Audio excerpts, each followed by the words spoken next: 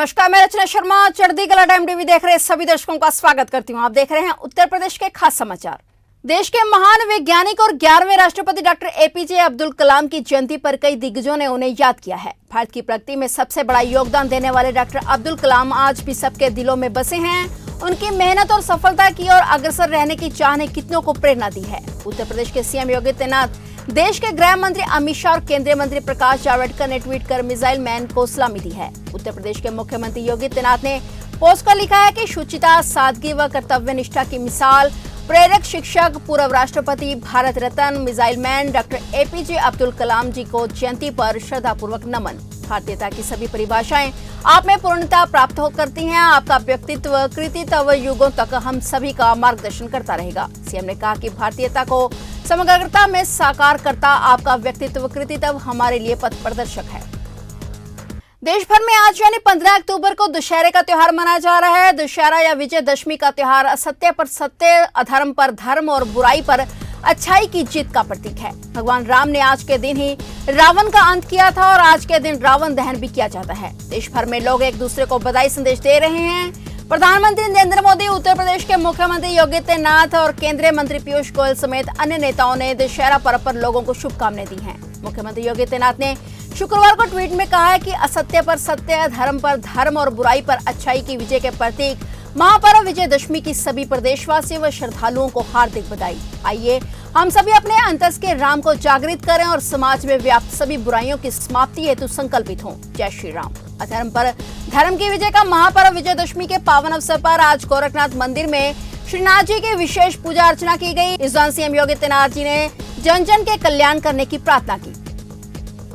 प्रदेश के युवाओं और किसानों को रोजगार देने के उद्देश्य से योगी सरकार कई स्वर्णिम योजनाओं को प्रदेश में संचालित कर रही है। इन योजनाओं से सीधे तौर पर लोगों को लाभ मिल रहा है। लघु सूक्ष्म व्यापार संघ प्रदेश में कम पूंजी में अधिक मुनाफा देने वाले व्यापारों की इकाइयों को सरकार प्रोत्साहित कर रही है और इसी कड़ी में प्रदेश में योगी सरकार मछली पालन को बढ़ावा दे रही है। लोक कल्याण पत्र में किए गए वादों के तहत यूपी मत्स्य पालन विभाग की ओर से किसानों के लिए कई योजनाएं चलाई जा रही हैं। मत्स्य पालन का प्रशिक्षण देने के साथ ही लगातार इसके विस्तार के प्रयास भी योगी सरकार की ओर से किए जा रहे हैं। प्रदेश सरकार ने पिछली सरकारों की अपेक्षा मत्स्य जलाशयों की अवधि को 3 वर्ष से बढ़ाकर 10 वर्ष किया है। बीते 4 वर्षों में प्रदेश में 29,65,000 मीट्रिक टन मत्स्य उत्पादन हुआ। 4 वर्षों में 1,191 करोड़ 27 लाख मत्स्य बीज उत्पादन हुआ और 7,883 से अधिक मत्स्य पालकों को किसान क्रेडिट कार्ड वितरित किए गए। प्रदेश सरकार ने आत्मनिर्भर भारत अभियान के अंतर्गत प्रधानमंत्री मत्स्य संपदा योजना लागू करके निःशुल्क मछुआ दुर्घटना बीमा योजना लाभ दिलवाया है। योगी सरकार के नेतृत्व में best state of inland fisheries के प्रथम पुरस्कार से यूपी को नवाजा गया है। इसके साथ ही यूपी के फिश फार्मर ऐप का संचालन कर मत्स्य पालकों की सुविधाओं में इजाफा किया गया है। प्रदेश में 57 मत्स्य बीज हैचरी और 385 मत्स्य बीज रियरिंग यूनिट का निर्माण होने से मछली पालन से जुड़े लोगों को सीधे तौर पर इसका लाभ मिल रहा है। यूपी में सैनिक स्कूलों की संख्या 2 गुना से अधिक होने जा रही है। इसमें छात्रों का अनुशासन के साथ बेहतर शिक्षा हासिल करने का सपना पूरा होगा। मुख्यमंत्री योगी आदित्यनाथ ने इस दिशा में केंद्र सरकार के अनुमोदन पर प्रधानमंत्री नरेंद्र मोदी और केंद्र सरकार के प्रति आभार व्यक्त किया है। उन्होंने कहा है कि केंद्र के अनुमोदन के बाद सैनिक स्कूल खोलने में निजी स्कूलों की सहभागिता बढ़ने से यूपी में सैनिक स्कूलों में संख्या में खासा इजाफा होगा। इसमें दाखिला की राह आसान हो जाएगी। रक्षा मंत्रालय की ओर से पूरे देश में 33 सैनिक स्कूल संचालित किए जाते हैं। केंद्रीय मंत्रिमंडल ने 100 सैनिक स्कूलों को राष्ट्रीय शिक्षा नीति NEP 2020 के पाठ्यक्रम में अनुरूप मंजूरी दी है। ये स्कूल निजी और सरकारी दोनों क्षेत्र में स्थापित किए जाएंगे। वहीं उत्तर प्रदेश सरकार की पहल के चलते अन्य राज्यों की अपेक्षा यूपी में सैनिक स्कूल की संख्या सबसे अधिक है। यूपी में रक्षा मंत्रालय द्वारा 3 सैनिक स्कूलों का संचालन किया जा रहा है। बता दें कि योगी सरकार के प्रस्ताव से उन अभिभावकों को बड़ी राहत मिलेगी जो अधिक फीस होने के चलते अपने बच्चों को अच्छे स्कूलों में नहीं पढ़ा पाते हैं। सैनिक स्कूलों की संख्या बढ़ने से ऐसे अभिभावकों के बच्चे बेहतर शिक्षा हासिल कर सकेंगे। वहीं सेना में जाने के ख्वाब देख रही बेटियों के पंखों को भी योगी सरकार नई उड़ान देगी। यूपी के बजट में कैप्टन मनोज पांडे सैनिक स्कूल सरोजनी नगर को विकसित किए जाने व उसकी क्षमता को दोगुना करने का प्रस्ताव पास किया गया है। खासकर बेटियों को बढ़ावा देने के लिए प्रदेश सरकार बालिका कैडेट के लिए 150 की क्षमता वाले छात्रावास का निर्माण कराया जा रहा है। गोरखपुर में विजयदशमी के मौके पर ढोल नगाड़े और तुरही की धुन के बीच धूमधाम से गोरखनाथ मंदिर में गोरक्षपीठाधीश्वर मुख्यमंत्री योगी आदित्यनाथ की भव्य शोभा यात्रा निकाली गई। कड़ी सुरक्षा व्यवस्था के बीच शुक्रवार शाम को यह शोभा यात्रा निकाली जा रही है और गोरक्षपीठाधीश्वर एवं मुख्यमंत्री योगी आदित्यनाथ खुले जीप में बने रथ पर सवार होकर इस शोभा यात्रा की अगुवाई कर रहे हैं। परंपरा के अनुसार विजयदशमी के दिन गुरु गोरखनाथ के पूजन अर्चन के बाद शाम गोरखनाथ मंदिर में गोरक्षपीठाधीश्वर की शोभा यात्रा निकाली गई, जो सीधे मानसरोवर मंदिर पहुंच रही है। यहां गोरक्षपीठाधीश्वर योगी आदित्यनाथ गोरक्षपीठ से जुड़े मानसरोवर मंदिर पर महादेव की पूजा अर्चना करेंगे और इसके बाद उनकी शोभा यात्रा मानसरोवर रामलीला मैदान पहुंचेगी। यहां चल रही रामलीला में वह प्रभु श्री राम का रास तिलक करेंगे। साथ ही प्रभु श्री राम, माता जानकी, लक्ष्मण व हनुमान जी का पूजन कर आरती भी उतारेंगे। उत्तर प्रदेश उर्दू अकादमी के चेयरमैन चौधरी कैफुल वरा हर साल की तरह इस साल भी गोरक्षपीठाधीश्वर की विजयदशमी शोभा यात्रा का स्वागत करेंगे। प्रधानमंत्री नरेंद्र मोदी 25 अक्टूबर को अपने संसदीय क्षेत्र वाराणसी का दौरा करेंगे। इस मौके पर पीएम मोदी दीपावली से पहले ही अपने संसदीय क्षेत्र के लोगों को करोड़ों की योजनाओं का तोहफा देंगे। सीएम करोड़ों रुपए की परियोजना का शिलान्यास करेंगे।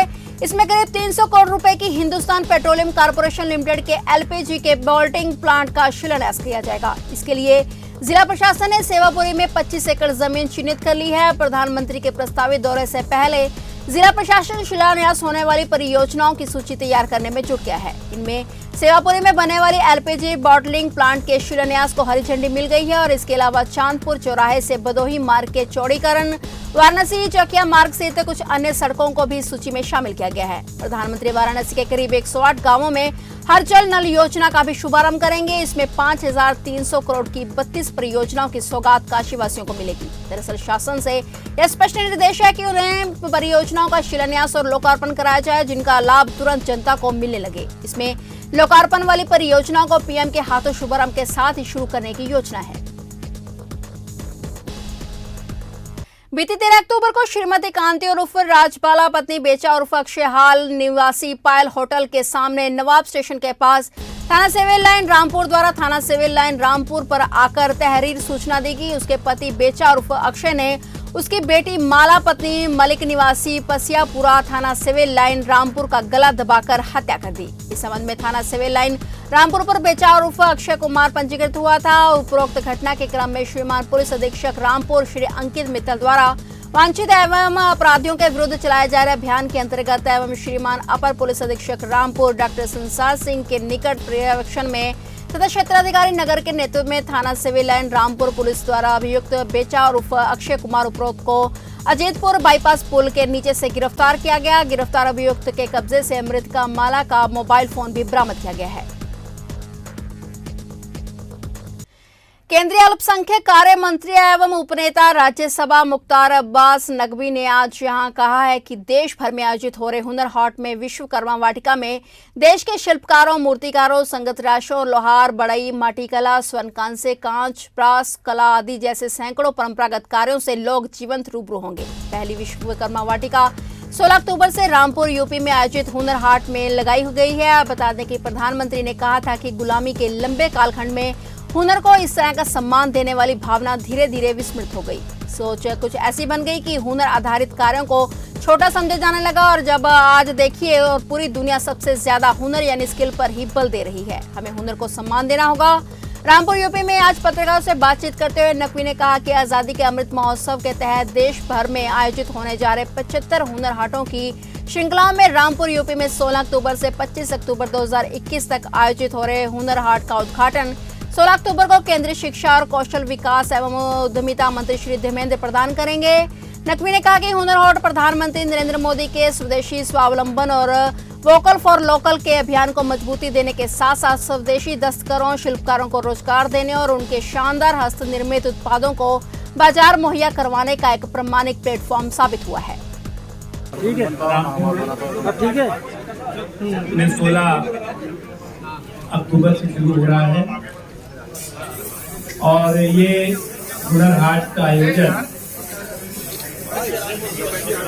देश के दस्तकारों, शिल्पकारों, कारीगरों और हुनर के उस्तादों को मौका और मार्केट मुहैया कराने का एक बहुत ही परफेक्ट और प्रभावी प्लेटफॉर्म है।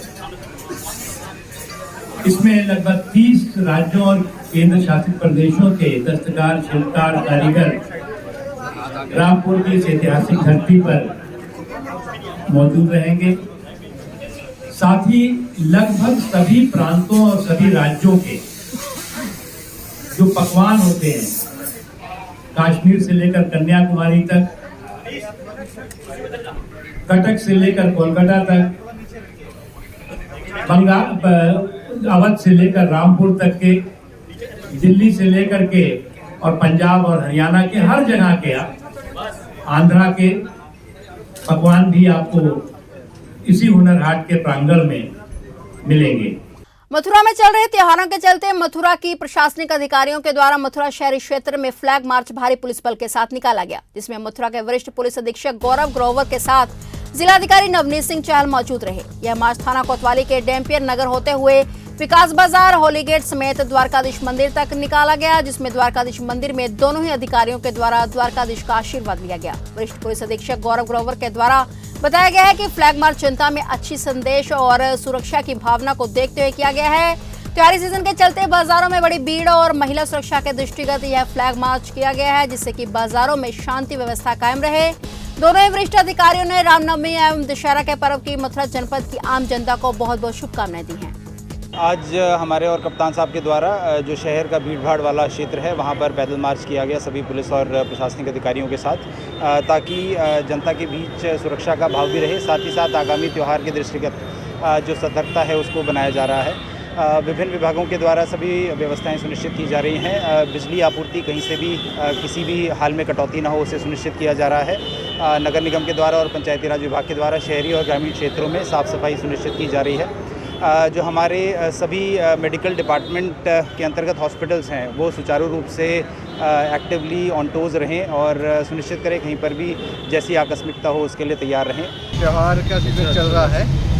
नवरात्रि के बाद कल विजयदशमी का पर्व मनाया जाना है और आने वाले दिनों में और भी त्यौहार हैं। इसी के दृष्टिगत बाज़ारों में अक्सर भीड़ बढ़ जाती है, महिलाएं, बच्चे, बुजुर्ग सब आते हैं। तो सुरक्षा का जायज़ा लेने के लिए आज हमारे और डीएम साहब द्वारा जो हमारे शहर का मुख्य एरिया है, थाना कोतवाली क्षेत्र, गोविंदनगर क्षेत्र, उसका पैदल भ्रमण किया गया है, लोगों से संवाद बनाया गया है और ये प्रयास किया जा रहा है कि सुरक्षित वातावरण में सभी त्यौहार मनाए जाएँ, सौहार्द के वातावरण में सभी त्यौहार मनाए जाएँ। और मैं आपके माध्यम से सभी नागरिकों को ये आश्वस्त कराना चाहता हूँ, जिला प्रशासन और पुलिस प्रशासन मथुरा द्वारा आपकी सुरक्षा के लिए, आपकी सुविधा के लिए सभी प्रबंध आने वाले दिनों के लिए किए गए।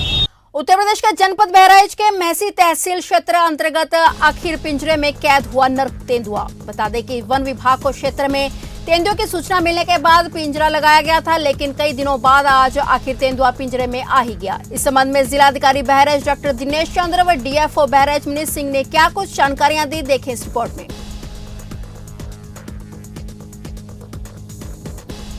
पिछले कुछ दिनों से हमको सूचना मिल रही थी कि महसी तहसील के अंतर्गत रघुआ मंसूर गांव जो है उसके आसपास तेंदुआ का मूवमेंट है। तो उसी को ध्यान में रखते हुए आम जनमानस की सुरक्षा सुनिश्चित करने के लिए हमने वहां पे ऊपर से अनुमति लेकर के पिंजरे लगवाए थे, 2 पिंजरे लगवाए गए थे। तो उसी में तेंदुआ जो है रघुआ मंसूर के पास में आज पकड़ा गया है और ये नर तेंदुआ है जिसकी उम्र करीब 8-9 साल के आसपास रही है और स्वस्थ है पूरी तरीके से, और इसको हम लोग जो है भीरा मैलानी के जंगलों में छोड़ेंगे। लगभग कितने दिन बाद ये पकड़ा गया सर, पिंजरा लगाने के बाद? पिंजरा में करीब 10 दिन के आसपास हो गए हैं। पिंजरा हम लोग लोकेशन बदलते रहते हैं, जैसे जैसे हम लोगों को सूचना मिलती थी मूवमेंट वैसे वैसे बदले गए हैं। क्या कुछ नुकसान भी किया था इसने? नहीं, अभी तो किसी प्रकार की नुकसान की सूचना नहीं है। तो अभी इसको कहाँ ले जाएंगे? अभी इसको लखीमपुर में भीरा मैलानी के जंगलों में छोड़ा जाएगा। देवी मां की मूर्ति का यमुना में विसर्जन करने आए 4 युवक यमुना में डूब गए। भरतपुर जिले के चिकसाना क्षेत्र के चार्लीगंज से गुरुवार शाम को युवक आए थे, जिनमें से 4 युवक मूर्ति विसर्जन के दौरान गहरे पानी में जाने पर डूब गए। गनीमत रही कि डूबते हुए 3 युवकों को ग्रामीणों ने बचा लिया, लेकिन एक युवक लापता बताया जा रहा है। लापता युवक की तलाश में गोताखोर कल से लगे हुए हैं। विसर्जन के दौरान युवकों के डूबने का वीडियो भी सोशल मीडिया पर वायरल हो रहा है। यह हादसा रिफाइनरी थाना क्षेत्र के गांव आंवला सुल्तानपुर के यमुना घाट पर हुआ है। फिलहाल उत्तर प्रदेश के खास समाचारों में इतना ही। तब तक के लिए देखते रहिए चढ़ती कला टाइम टीवी और मुझे दीजिए इजाजत। धन्यवाद।